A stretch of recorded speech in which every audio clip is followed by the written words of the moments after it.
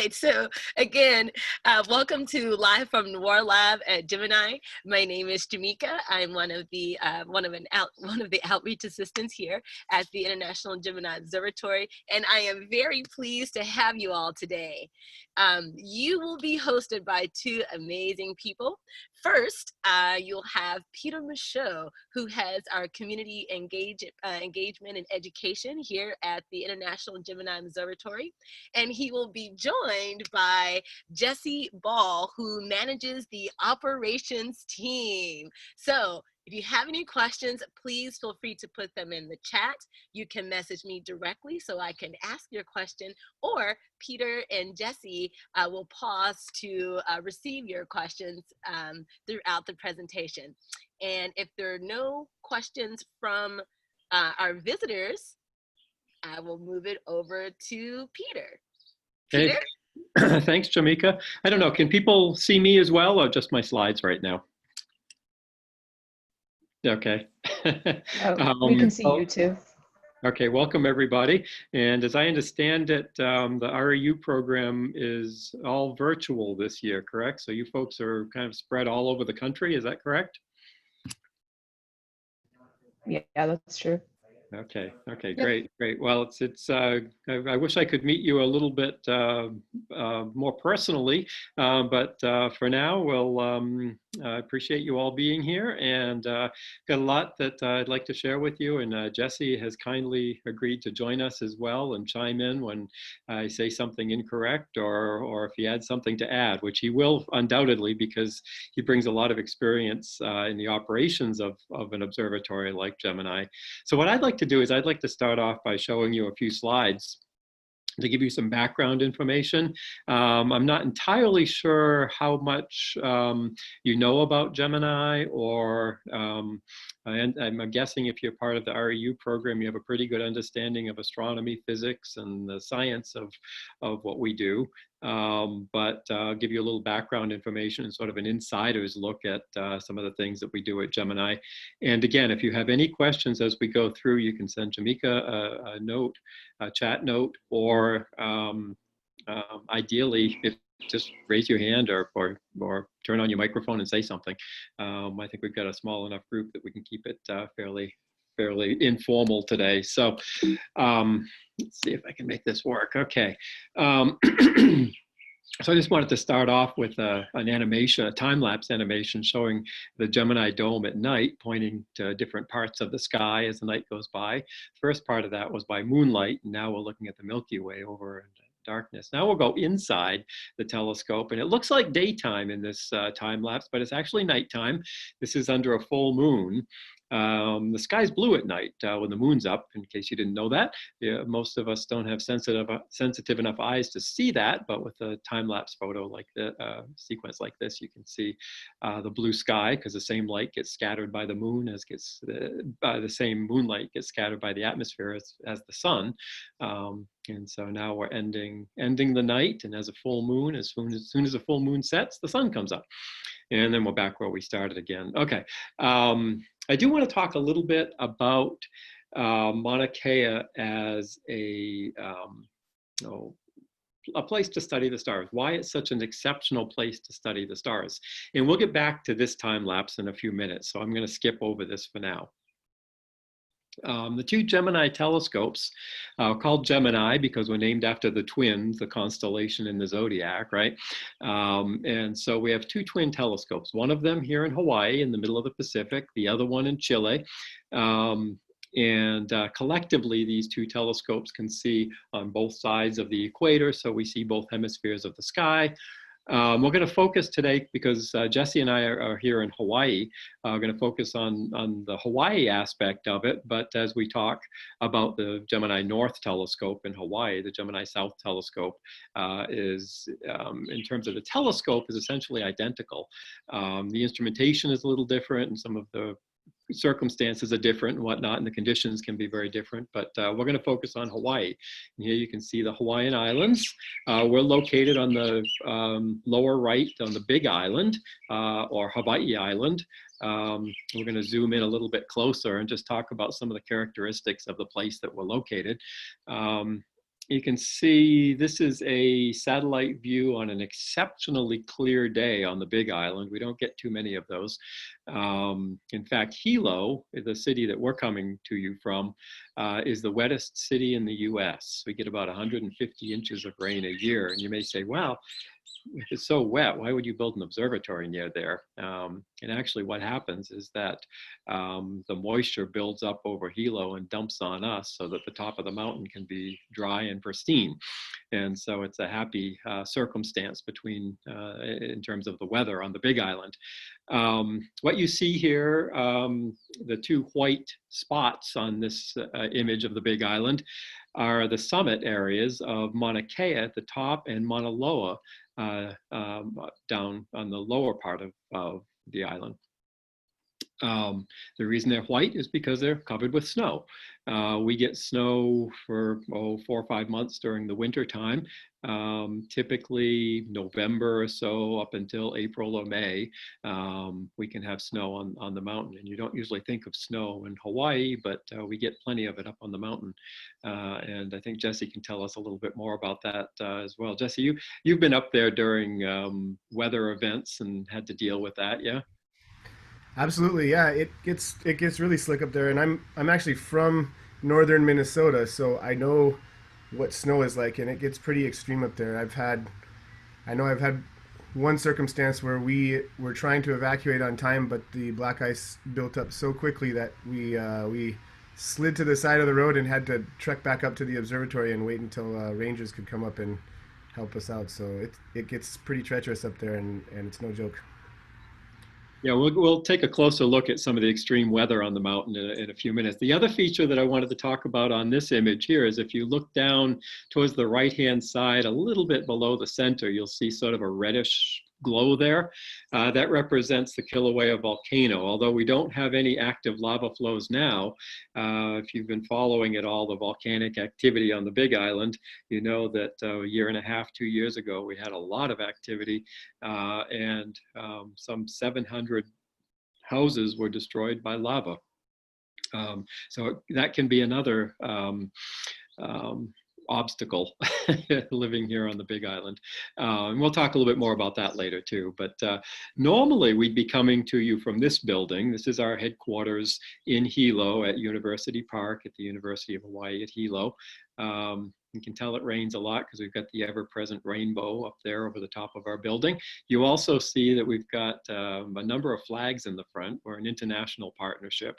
And so that all of those flags are represented in front of the building. That includes the United States, Canada, Argentina, Brazil, and Chile, and Korea, and Canada. I think I mentioned that. And so astronomers from all over the world can use our telescopes to do their research. Again, we have two telescopes, one in the northern hemisphere, one in the southern hemisphere. This is not to scale, just in case you're wondering. This illustrates how we can see the entire sky between the two telescopes being on both sides of the equator. We also get a time zone advantage. We're either 6 or 7 hours away, depending on daylight savings time.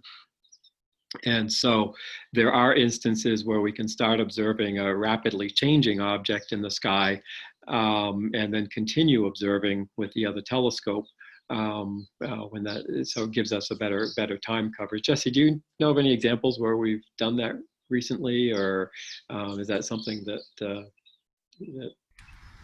I can't think of any specific examples off the top of my head, but it's certainly possible and doable. And I know we've done it in the past with objects that may be setting for the telescope in the south and just rising in the north or something like that. So, transient type events, things that it also allows us, for example, when we get a trigger for like the optical component of a gamma ray burst or something like that, then we have a better chance of spotting it, having the coverage and time of both telescopes.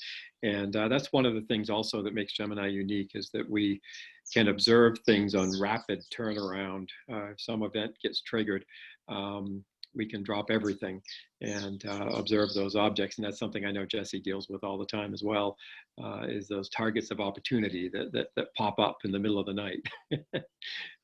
Yeah, they can be quite exciting. Yeah, we basically just drop what we're doing and slew the telescope right to that object and see what we can pick up. And we've gotten some pretty good data out of that, some pretty groundbreaking stuff.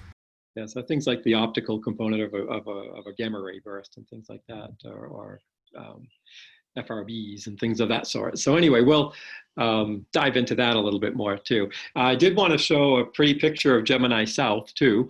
Normally we don't like to show pictures of the observatory with clouds in the sky, but this was particularly striking, and they assured me that it did clear up that night. So it's not indicative of what the weather was on that night. But so Gemini South is located on a mountain called Cerro Pechon in Chile.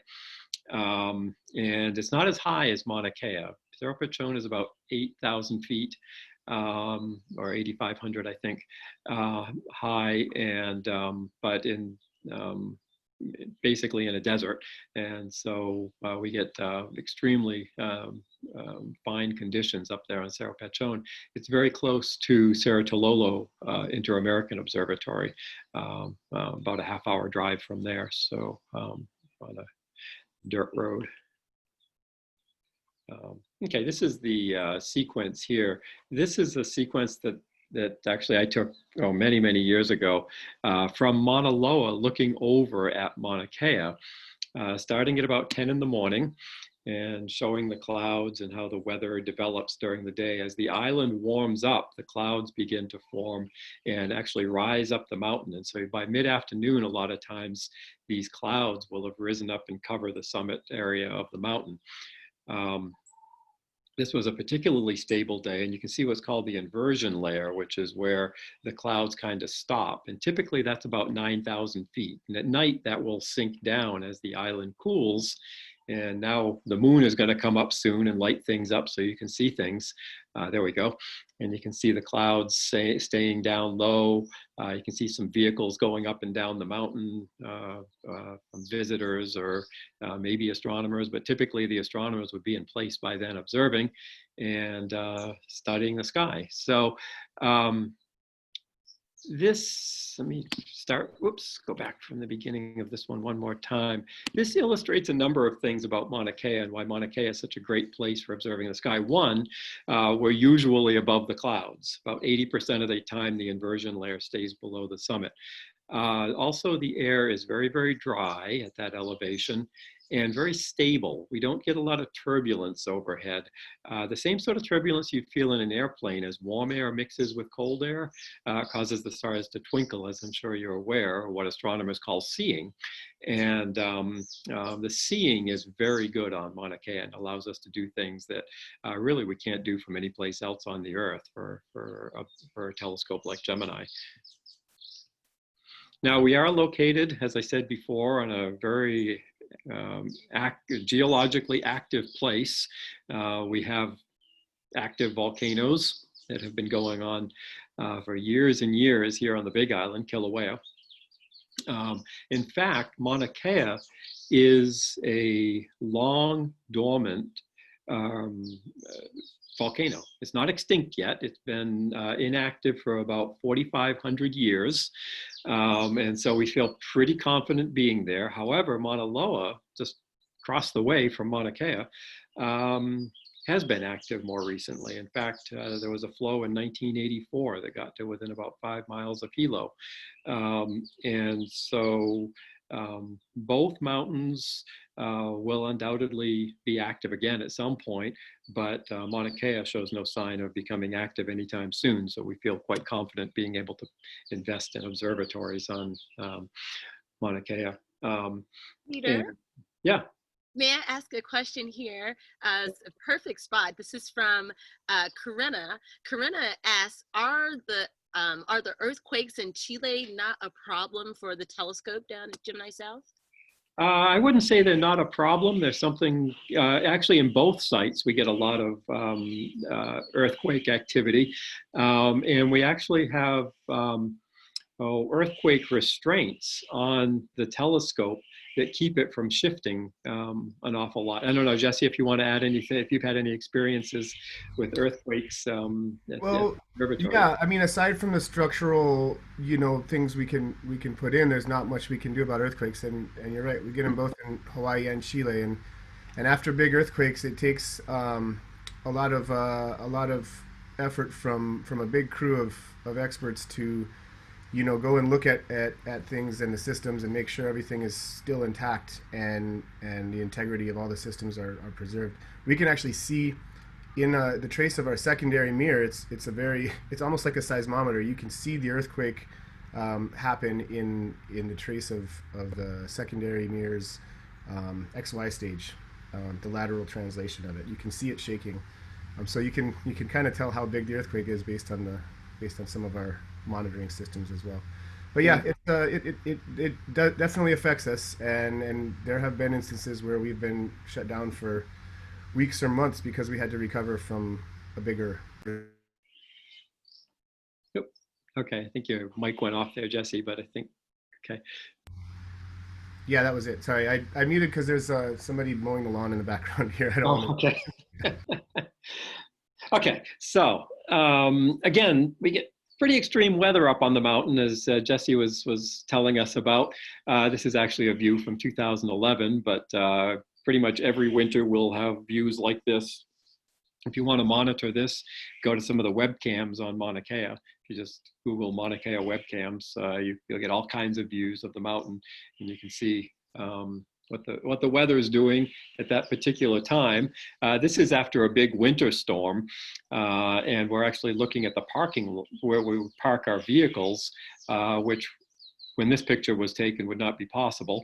We do have snow plows in Hawaii and snow blowers and big industrial trucks that will come in and clear things out, because oftentimes after we get a big storm like this in the wintertime, the atmosphere will get nice and dry and stable for a while.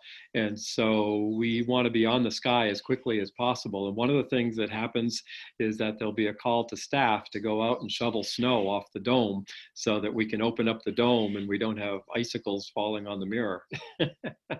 And Jesse, I'm guessing that's something you've done in the past too. Oh yeah, anytime I get a chance, I'll go up there. It reminds me of back home in Minnesota. But it's great exercise up there too, because you have so much less oxygen at 14,000 feet. So it's it's fun. Put it that way. That's a good point. We never mentioned that Mauna Kea is at about 14,000 feet, which is above about 40% of the atmosphere. And that means that 40% of the atmospheric pressure is gone too. And so you don't have as much pressure pushing the oxygen into your blood. And so your body, it's tough to work up there. It's tough to think up there. And Jesse's crew, back in the old days, used to do all of our observations from up on the mountain, which was a very different experience than now, because now we operate and we run all of our observations from sea level, which is the background that Jesse has right now. Unfortunately, that facility is only open for our nighttime observing, but that's what it looks like if Jesse were there at night making observations from sea level, which again is a lot easier to think than at 14,000 feet. Anybody have any questions at this point? Or you can type them in, or if you want to try turning on your microphone, that's fine too. We can give that a shot. Is there anyone that stays up at the observatory doing maintenance or anything, or is it mostly like no one's up there unless something's needed? Well, like Peter was saying, we used to. There's nobody that stays there. Like there's no sleeping facility at the 14,000 foot level. There are dorms kind of at the 9,000 foot level, where we call Hale Pohaku. And when we used to observe from the summit at night, the night crew would stay in those dorms during the daytime and sleep, and come up to the observatory at night. Now that we are operating remotely from Hilo at night, our night operations is in this control room that's by virtual background, but that's the walls there that you can see show us what the sky looks like, and then we can monitor all the systems. The control room looks almost identical to what it does up on the summit. But during the daytime, we do have day crew technicians for maintenance and development and projects that engineers that go up during the day to keep the telescope in top shape, and then they'll come down that same day. They usually work 10-hour days 4 times a week. Also, because of COVID, we've got a minimum staff going up the mountain right now. I think it's 4 or 5 people a day, I think, going up to maintain things.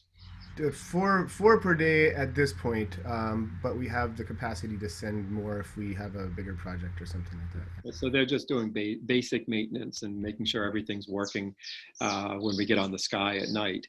But when we open up the dome at night, there's nobody on the mountain. It's all done remotely from Hilo. So it's kind of a big leap of faith when we started operating remotely and not having anybody on the mountain. But we've got a lot of monitoring systems, and we know exactly what's happening in and around the telescope. For example, if the relative humidity gets above about 80%, we have to shut everything down because we don't want water condensing on the optical surfaces of the telescope. And without having somebody there, we need a lot of remote sensing so that we know exactly what's happening so that we don't miss that. Yeah, and in fact, not only just to monitor, like the operations staff, we sit down in the control room and monitor those conditions, like Peter said, but we also have sensors that will automatically trip in certain conditions and close the telescope itself. For example, if we lose our network connection, or if it starts precipitating, actually raining, not just fog, or if there's an earthquake that's over a certain magnitude, the facility will just close itself down and put itself in a safe state until somebody can get up to the summit.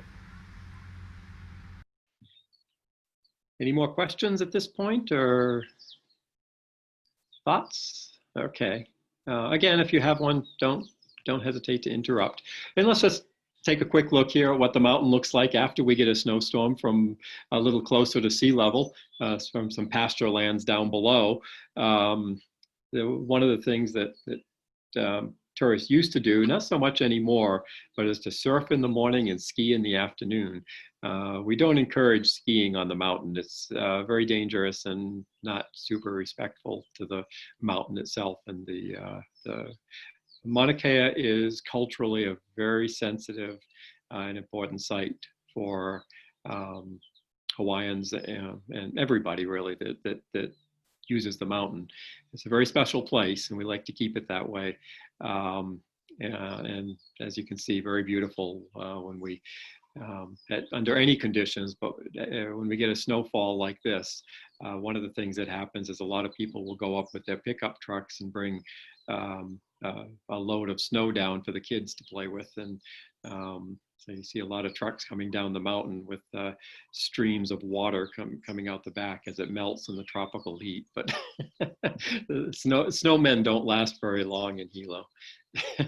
And so this is what things look like from the inside on a typical night after the sun goes down. And maybe, Jesse, you could just tell us a little bit about the sequence of events that happens once the sun goes down and we need to get on the sky and start observing.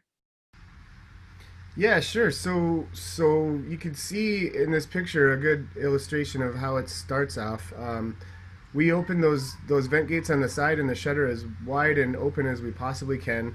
And that's to get the air outside, the temperatures outside, to equalize with the temperatures inside. We have air conditioners that run all day, and they keep the dome actually colder than it is outside usually. They keep it at about the temperature where it is at midnight on an average night. And so when we open the dome, we're actually releasing, or we're letting heat in rather than letting it out. But all the structures in there have their own thermal emission. All the electronics have plenty of thermal emission. So any kind of temperature differences we get can contribute to the image quality. So we need to we call it flushing out the dome by opening it up as wide as we can given the wind speeds and the conditions. And then once we do that right around sunset. And then before we start taking any science, we do what's called tuning. I think I can skip ahead here. Let me just skip over these real quick, Jesse, and we can continue that once I get through these slides here. This is just a picture of the telescope under the night sky. This picture was actually taken by rotating the dome, so it looks like the dome is invisible, and you can see the whole telescope. Normally, you wouldn't see it like that. We have our cloaking technology engaged on that one. But Jesse, maybe you can just talk a little bit about the control screen, and then we can go to that next one that talks about tuning. Okay, sure. Yeah. Well, this is what it's called, our TSD, our telescope status display, and it's not an interactive software, but it's where when we're operating and observing, we keep track of pretty much all the different systems all at once, and you can see. Well, I don't know how self-explanatory it is, but you can see there's a lot of information on there. On the left, you see a picture of, or a schematic of where our target is. That's the little orange, the smaller orange circle with the tracking into the setting west there, and then the dotted outline is the actual the primary mirror, the telescope itself. And then you can see kind of the small slits around the outside are the vent gates and the domes. You can also see on the left the image of, kind of a schematic of the telescope itself. There are 4 different instruments. If you see underneath there, it says GMOS, AO, NIRI, and then I think the bottom of it is cut off, but it probably said NIFS. Those are some of the different instruments, and we can use, we can use 3 or 4 different. That's in the center bottom there. Yeah. Yeah. Sorry, underneath the schematic towards the right-hand side. So yeah, we can use several different instruments on any given night, up to 4, and even we can even feed fibers from other telescopes instruments to use our mirror. And we typically will. I don't know. Is this a good time to get into what the Q observing is, Peter? Sure. Yeah. No. Okay. So we keep track of all the health of all the different systems on the telescope and all the instruments here on screens like this and different information. But the way that we observe at Gemini is a little bit different than the way they observe at some of the other telescopes like Keck and other places where they have classical observing. Classical observing is where if you're a research astronomer, you apply for time on a telescope, and then you get awarded like 2 or 3 nights, and you come out to the site, or you log in remotely, and then you have those 2 or 3 nights no matter what. But with Gemini and with some other big telescopes across the world, they operate in a queue-based system. So if you're the researching scientist and you apply for time and you get awarded time, you'll get awarded X number of hours, and in these types of conditions. So you have to request based on what your science needs are. Like if you can take some clouds, if it's bright objects, then you can request it's okay to have clouds. If you can't, you can say we don't have any clouds. So you get awarded time based on whatever conditions your science needs. And on any given night, the operations team, that's my team, we will go through a queue of what needs to get done and what conditions we're in. And we'll go and observe with 3 or 4 different instruments on any given night and take data for the top ranked programs in the given weather conditions that we have. So it's a little bit different, and it's a lot more efficient at collecting data that way, because you will get good data no matter what the conditions are, unless we have to close. Whereas with classical observing, you wouldn't necessarily get that. You'd be at the whim of the luck of what weather you get. And if we don't get the data, then we can try again the next night doing it that way, or a subsequent night until we get the data. So if it's a highly ranked program, you're guaranteed to get your data under the very best conditions. Yeah. Yeah, that's right. And even though we don't always have the observers here in the control room, if you are a researcher, you always have the option to chime in with a program we call eavesdropping, and you can just zoom in at night. We'll give you a call when your data is being taken if you request it, and you can see your data being taken live if you like. So we're expecting that you guys, the REU students, someday be our users to take this experience to the next level, where you're actually joining with Jesse and his crew to get your data. Definitely. Jesse, this is what we were getting to, though. The sequence was a little off, but you were talking about how at the beginning of the night we calibrate or tune the mirror, yeah? Yeah, so this is Peter, you might know the exact dimensions better than I do off the top of my head, but it's a very big mirror, and for how wide, and 8 meters wide in diameter, and for how wide it is, it's only a few inches thick, right? It's like Yeah, it's about 8 inches, 10 inches thick, about 24 tons of ceramic glass material. So, yeah, the mirror cannot support its own weight, basically. It's very thin for how big it is, but it's also very flexible. So there are a couple different things we use to keep it in shape. As it moves, as the mirror moves in elevation, in angle, basically as gravity vectors differ on different parts of the mirrors, we have to bend the mirror with that to keep its shape. It's pretty much a hyperbola, and we need to keep that shape the same so that the image quality stays the same. So there are pressurized airbags underneath. There are also pneumatic actuators that bend the mirror as we move it in elevation. But not only that, we can also tune the shape based on what the atmosphere is doing in any given time of the night. And the way we do that is we have what we call wavefront sensors, and I think in a couple slides Peter will get into what the atmosphere, how the atmosphere changes. Yeah, what Jesse's talking about is what we call active optics, yeah, and it makes corrections on the order of every 30 seconds or something like that. 10 to 30 seconds, yeah. I think there are some corrections that go in every 10 seconds, some that every 30 seconds, but it's pretty slow relative to some of the aberrations in the atmosphere. But yeah, so we tune the there are lots of different optical aberrations, and I could get into a whole chapter on that. But just warned me before we started that he could talk about this for an hour, so we might have to cut him off. Yeah, and it's fine, just cut me off if you need to. But so I'll try to compact it into something simple as we use wavefront sensors, which are basically tiny little telescopes or optics, I guess, that put spots on a CCD, and it's reading out at 200 times a second and giving us an idea of how the atmosphere is changing. And then we can tune the mirror to shape for example, if there's some certain coma, then we can move the secondary laterally to correct for coma, and if there's some astigmatism, we can bend the primary mirror to correct for that astigmatism.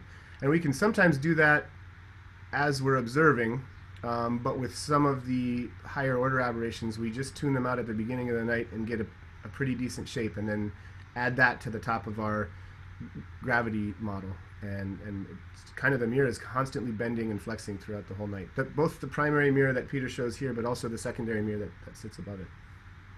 So yeah, the systems all have to work together. It's sort of this very intricate dance that happens, keeping everything aligned and keeping the mirror shaped. To give you a sense of the precision that's necessary for a mirror of this sort to get the resolution that we get with a telescope like Gemini, we're talking about on the order of somewhere between 1/1000th and 1/10,000th the thickness of a human hair. Accuracy over the whole surface of the mirror. That's a fraction of, I think it's a 1/20th of a wavelength of green light, in order to get the type of resolution that an 8-meter mirror is capable of. Of course, we've got a lot of things that are getting in the way of that, like the Earth's atmosphere. So we'll talk a little bit about that later too. But what Jesse's talking about here again is just for terminology purposes is called active optics. There's another type of correction at a much higher order that is called adaptive optics, and it happens more frequently. And I'm going to tell you about that in a few minutes. But at this point, we're going to, yeah. Can I jump in here with a question before you move on to adaptive optics? This is from Linnea. Jesse, you talked about getting the dome temperature down to the expected nighttime temperature. And so Linnea asked, what temperature is that exactly that we would bring the dome down to? Yeah, fair enough. Thanks, Linnea. I saw your question. I was just typing as an answer to it as you answered. But yeah, so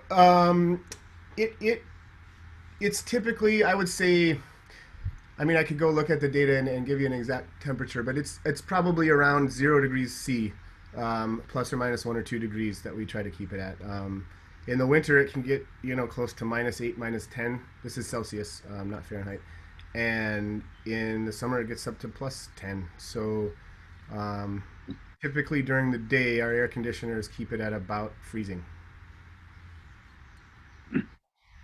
Okay, great. Okay. Let's dive into a little bit of some of the types of observations that we make. And then, like I said, I wanted to talk a little bit more about adaptive optics in particular, again, differentiating between what Jesse was just talking about with the active optics. This is one of my favorite observations that Gemini has made of the planet Saturn and its moon Titan. You can see the moon Titan down there at about 6:30, 7 o'clock position. And one of the reasons this one's so special to me is when I was a young kid, teenager, I got my first telescope, and when I first looked through like most people, when you get a telescope, you look at Saturn because it's so beautiful, and it is. It just got me hooked for life on astronomy and just the beauty of what's out there in space.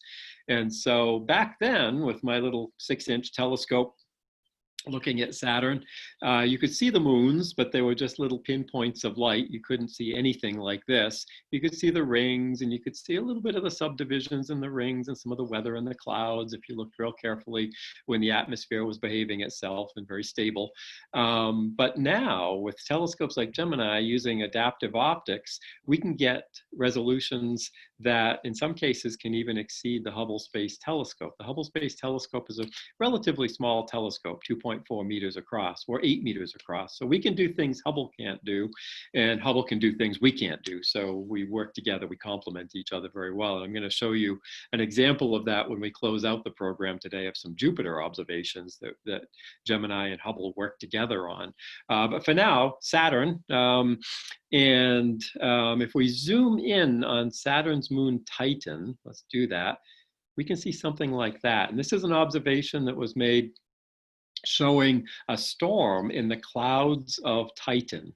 So we can actually monitor the weather on a satellite of Saturn's moons, which I find just amazing. Like I said, if you're using an amateur-sized telescope, that's just going to be a little pinpoint of light. That's all you're going to see. But with these technologies like adaptive optics, we can zoom in basically and see details that were unheard of, decades ago, before this technology came along. So let me just tell you a little bit about adaptive optics. I'll try to get through this fairly quickly because we're going to run out of time here if I don't. But if you are looking at light, the what are called wavefronts of light coming from an object in space, they would be entering the Earth's atmosphere and be perfectly flat. They're a little curved in this illustration, not completely accurate. When they get to the atmosphere, we have pockets of warm air and cold air. The cold air is dense, the warm air is less dense. And so the index of refraction, you guys are physics students, so I'm guessing you know these terms. The index of refraction is different for cold air and warm air. And so the wavefront gets bent. And that's what you see here as the air goes through the Earth's atmosphere. It gets bent. Again, we feel that same thing in a jet airplane bumping around when the turbulence gets really bad because the cold pockets of air are more dense and you bounce around a little bit. Starlight bounces around too. And that's what happens is that wavefront gets bent. And so we need to fix that.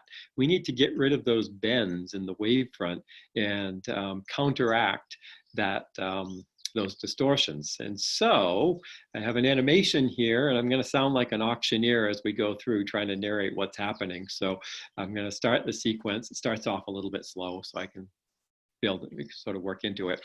But we use a laser guide star to help us do that. We don't absolutely need a laser guide star, but it allows us to see a lot more targets if we have a laser as a reference point to make the correction. So what happens here is that, well, we're going to open up the dome first, and we're going to get set, as Jesse was just describing, to observe the sky. The vent gates are opening up, and telescopes getting into position. And we're going to propagate a laser, a sodium laser. It's a yellow-orange laser. up into the sky. And so what's going to happen is the light's going to go up. It's going to go through what are called relay optics up to the top of the telescope and then go straight out up into the sky. About 90 kilometers up, there's a layer of sodium. And that sodium was deposited by meteors as they burn up in the atmosphere. That sodium light interacts with the sodium in that sodium layer, causes it to glow. We're looking at it from the side here. Looking at it from the telescope, though, from the telescope's point of view, it looks like a point of light. It looks like a star, an artificial star, a laser guide star. We can put that anywhere in the sky. The joke I like to make is that there aren't enough stars in the sky for astronomers. They have to make their own. But we need something fairly bright and close to the object that we're looking at as a point of reference. So what happens is that light comes back down through the telescope again now, along with the object we're looking at, and it goes into our adaptive optics module, which is that just a, well, in here, in this view, just a generic box. And we're going to take a look at what happens inside that box. It's a bit of a simplistic view of an adaptive optics system, but shows you the basic systems. So that screen there is going to be what we're seeing for the data. So the light comes down, very slow light, not traveling at the speed of light, goes through a collimator, a deformable mirror, a beam splitter, and then the red light, the infrared light, goes down onto a detector. And we see on the screen that you get a star image that's all blurry and moving around. The atmosphere is just raising havoc with it. Now, if we looked at that light as what are called wave fronts, you see those they look like potato chips. They've been bent by the Earth's atmosphere. If we were in space, those would be perfectly flat and you'd have a perfect image. So what we do is we take some of that light, the shorter wavelength light, and we analyze it and then send that to a deformable mirror, which gets just the right shape to flatten those potato chips out. Then that light goes back through and is focused on our detector. And once it gets there, the star goes from a blobby mess to a nice pinpoint image. That's how adaptive optics works in a nutshell. I hope that didn't go too fast, but we can talk a little bit more about that later. But this is a view here of the telescope during a full night of laser guide star observations.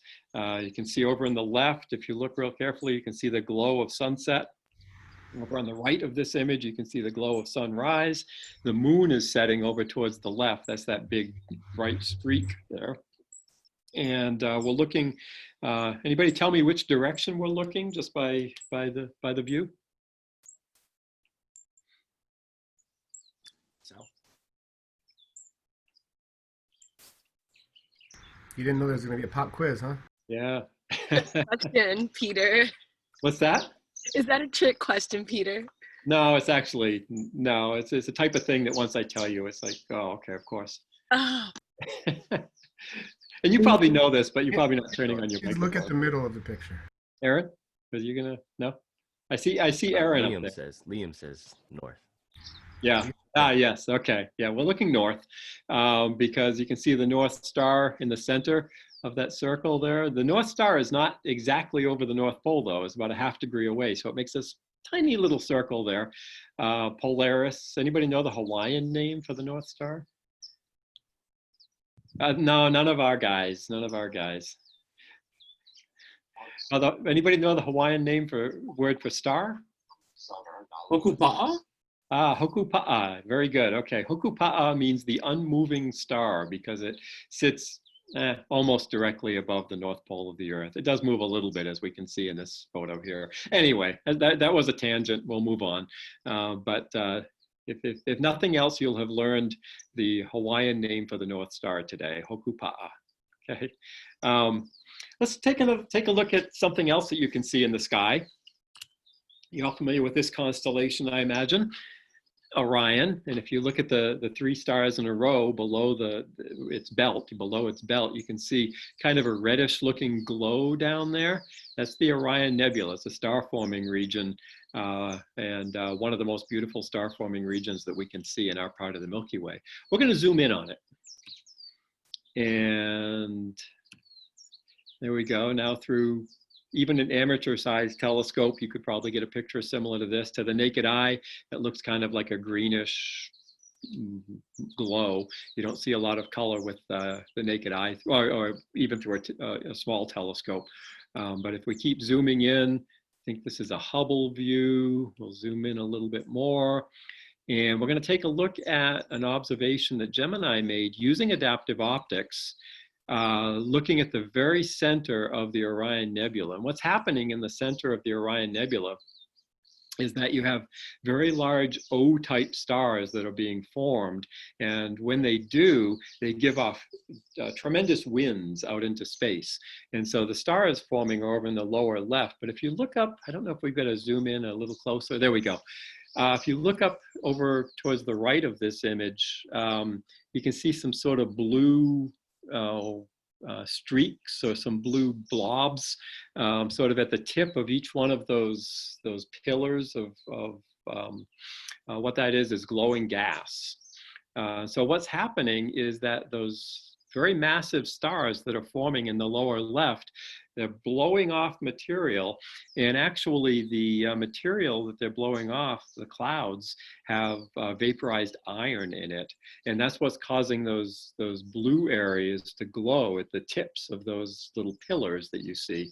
And it's kind of like we call this the Orion bullets, because they're kind of like bullets. They're being ejected at tremendous speeds and causing the neutral hydrogen gas, which normally wouldn't glow, causing it to glow because it heats it up and excites it. And so that's what we're seeing as those pillars there, sort of like tracers as this gas is ejected from these stars being born in the Orion Nebula. So in over a period of a few years or 10 years, if you make observations, you can actually see them visibly shifted in position over just a few years at this resolution. So it's really dynamic section of the Orion Nebula, and something that with adaptive optics we can observe in great detail, as we can see here. This is actually a mosaic of several pointings with the adaptive optics system. Another discovery recently is something that they were calling the mini moon. It's only a few meters across, a very small object that was detected. Gemini followed up on it, and it's that little spot in the very center of this image. The colorful stars that you see there are because as we were tracking on that object, it was moving so fast that the stars, it was changing its position relative to the stars. And so we took 3 images in red, green, and blue, and then combine them together here. And you can see that little object there. And actually earlier this year, this object moved out beyond the orbit of the moon. So for a short time, it was a satellite to the Earth closer than the moon is to us. So it's an interesting object. There was some speculation about what it might be, but it's probably just a small rocky body. Some were saying that it might be a remnant from one of the space missions, but it appears that it's most definitely a rocky body and not a piece of man-made space debris. This is another observation of a quasar that had tremendously high speed and density winds, and so they're most energetic winds ever observed around a quasar, which a quasar, as you probably know, are objects from the very early universe with supermassive black holes in the center, giving off tremendous amounts of energy.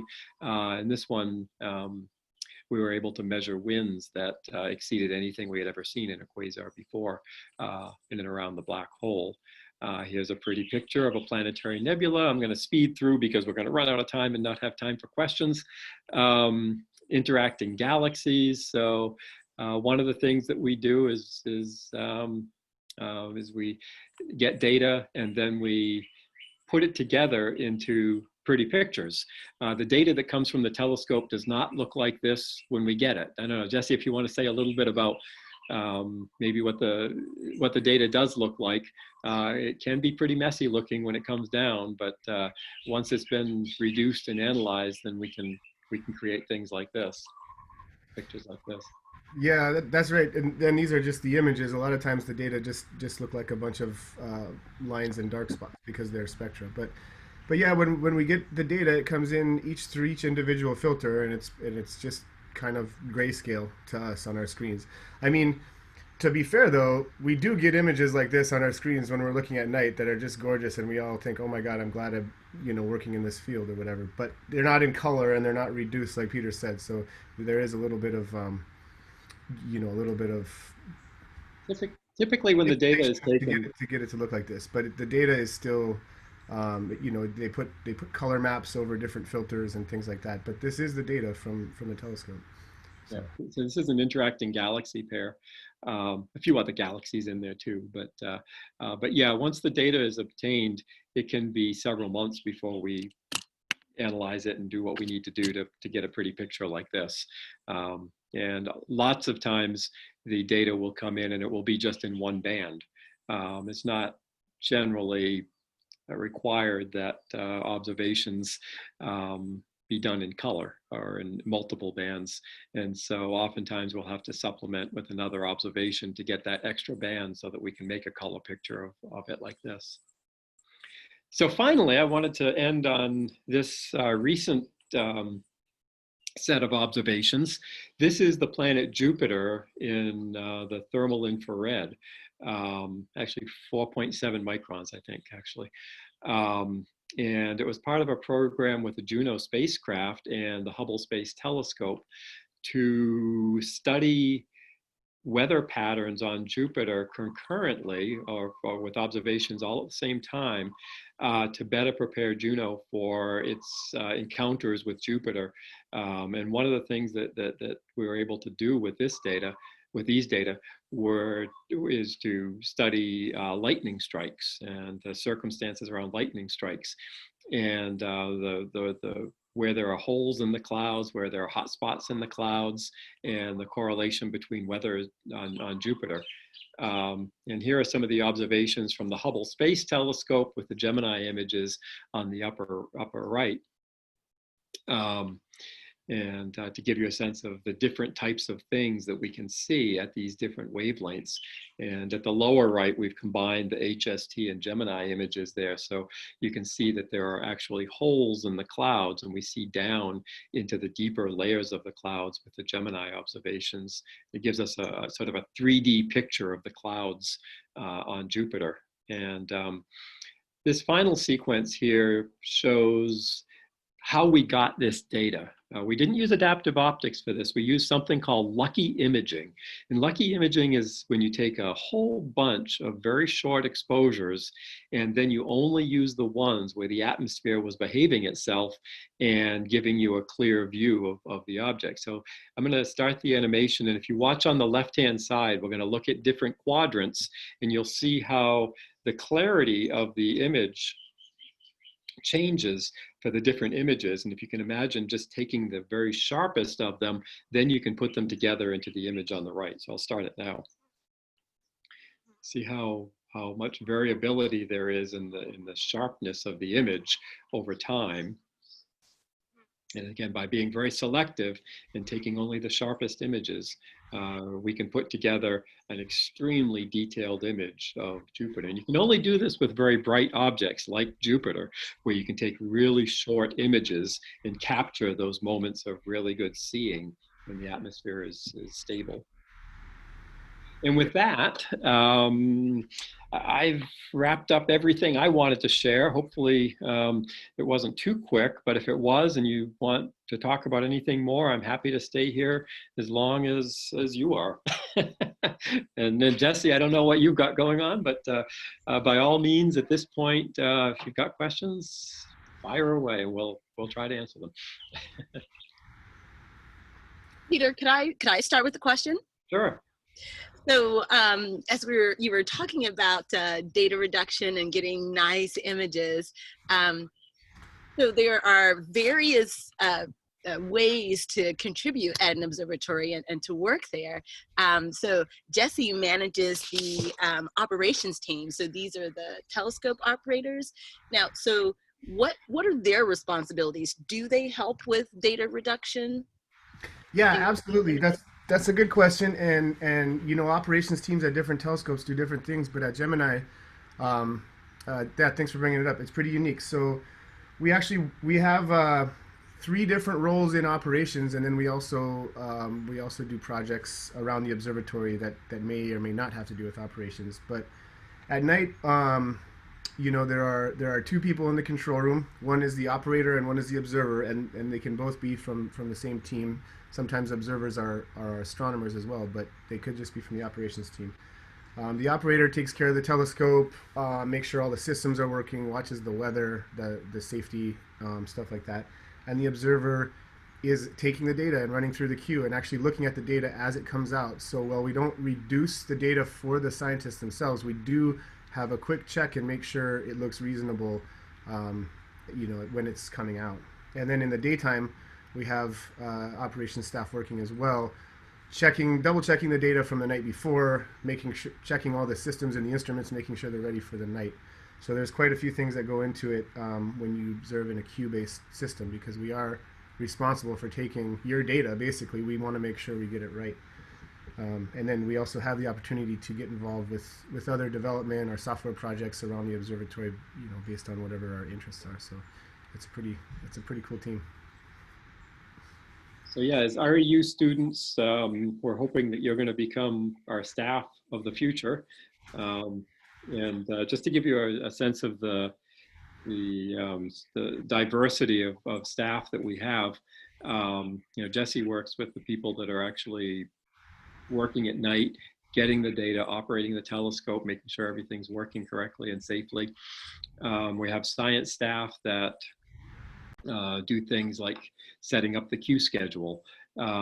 We try to anticipate what the weather is going to be and what the best observations will be for that night, and come up with sort of a choreographed list of what we're going to try to observe that night, and or what Jesse's team is going to observe that night. And then we've got a staff of about 160 people right now between Hawaii and Chile. And again, that includes everything from PhD astronomers to large engineering staff, information technologies, software development.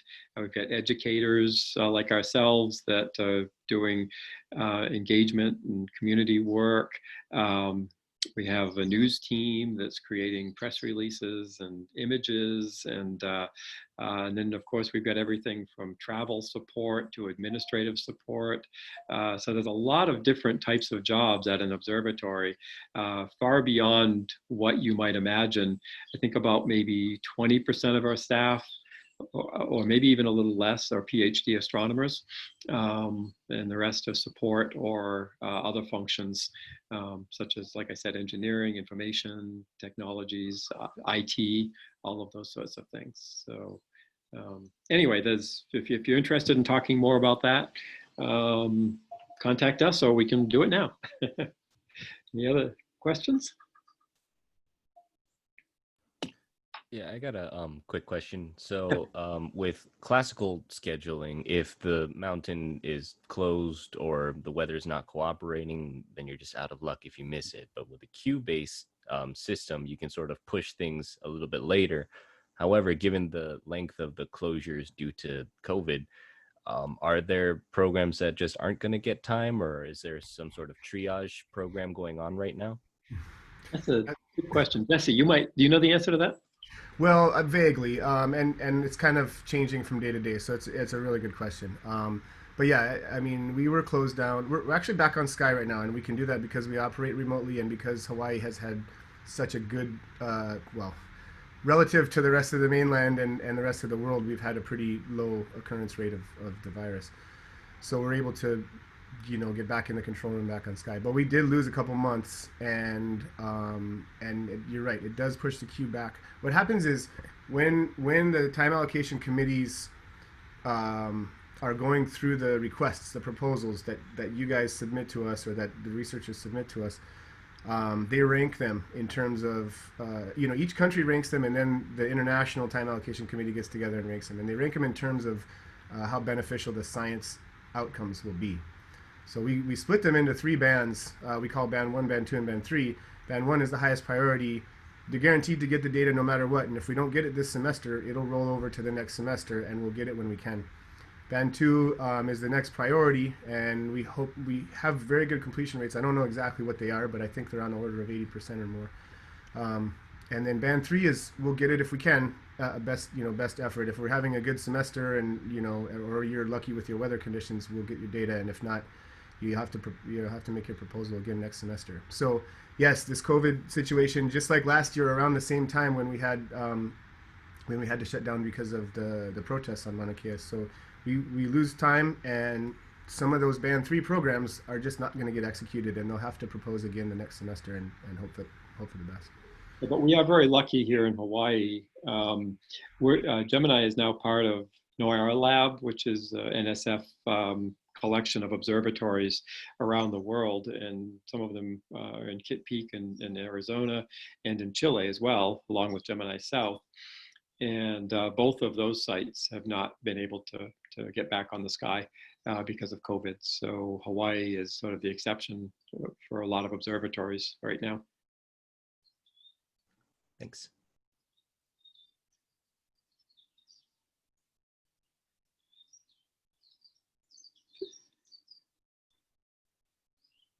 Okay, if there are no more questions, thank you all for joining us today. And Jesse, thank you for joining in the conversation. Appreciate your insights and perspectives on all of this. And good luck, all of you students. And again, we hope to see you at Gemini as a user someday soon.